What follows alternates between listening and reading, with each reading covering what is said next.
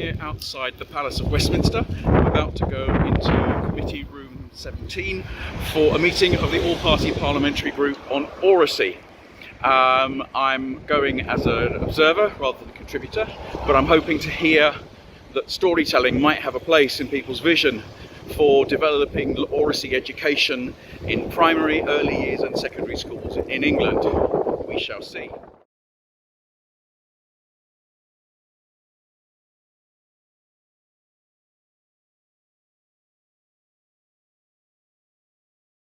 I'm back home and I've had a chance to reflect on the meeting last night of the All Party Parliamentary Group on Oracy at the Palace of Westminster. This was a follow-up meeting to look at progress since the report that came out in April 2021, Speak for Change. I was there as an observer, not as a contributor, and I didn't actually say anything in the meeting, but I did make sure that I spoke to the organisers and I mentioned the Society for Storytelling, the importance of storytelling, and National Storytelling Week. The first thing that came up for discussion really was the notion of Oracy itself, that parents and lay people outside education know the term literacy, but they're not familiar with the term Oracy. It has started to come into usage now. Keir Starmer used it in his speech to the Labour Party conference, and so media outlets, newspapers, websites, TV and radio are now starting to use the term Oracy to describe the concentration on spoken language as opposed to the concentration on written language. Because of this complication of the word Oracy and the unfamiliarity of it, part of the discussion was, should it be replaced or should the word simply be talk? Now, I have a problem with that because talk is something that we do, and we do when we produce language for other people, but it doesn't include the listening aspect and the reflecting on what other people are saying in its rawest form. However, talk is used regularly in educational circles, and the discussion went around talk for learning, and talk for learning is the kind of talk that you use when you're working out a problem with someone else, when you're trying to decide how to move one heavy object from one side of the room to another side of the room, that you're using talk to solve a problem.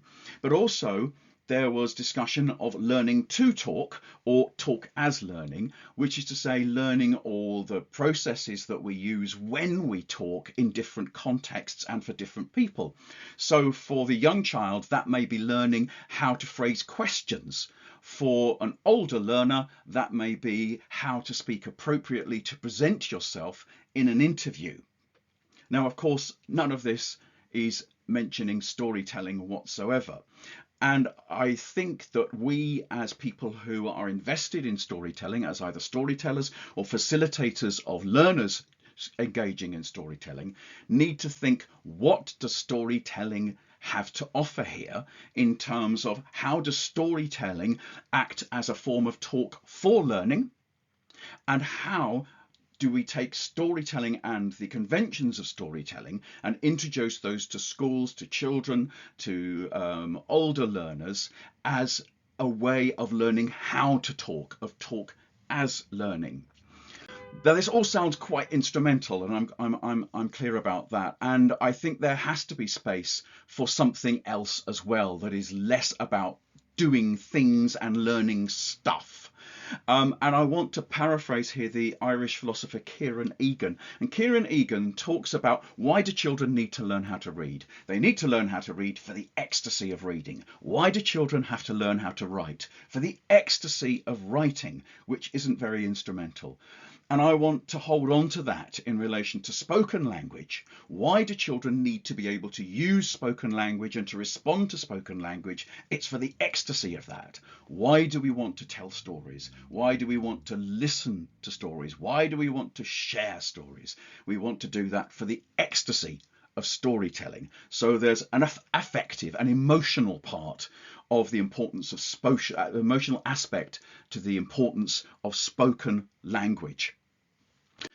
If you want to contact me to discuss anything I've mentioned on this video or talk about the report, please do contact me. My email is there, education@sfs.org.uk.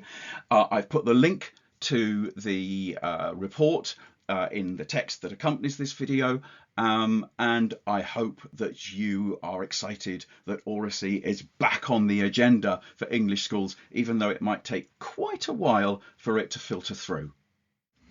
And finally, don't forget it's National Storytelling Week from Saturday the 27th of January to Sunday the 4th of February 2024. A fantastic opportunity to talk all things storytelling, to share stories with family, friends and communities, and to encourage other people to tell stories and to share what's important to them with you.